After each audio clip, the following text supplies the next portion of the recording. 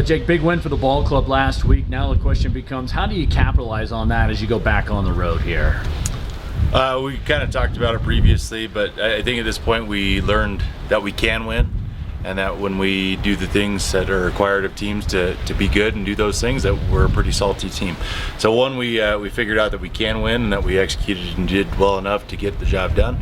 So now I think we have that feather in our cap and know that we can get the job done. Heading on the road, obviously 3 out of 4 weeks in a row, not our favorite thing to do in the world, especially when it's a 3.5 hour trip for us.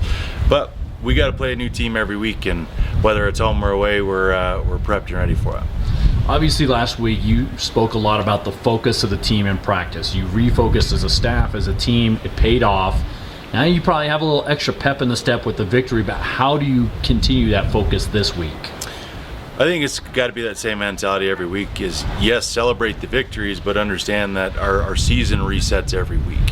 And if we want to get where we want to come postseason time, we have to take each opponent seriously. And so as we head into our Mondays, it's that full refocus. Certainly challenge the captains this week to bring the focus from them, not always from the head coach or the assistant coaches, but see if we can have a little internal motivation. And yesterday, before we got out to practice, it was already 3:30, and by the time we got out there, warm-ups were completely done at that point. And that's when we're supposed to start practice, so they got them out ready to roll. And again, the focus was supreme yesterday.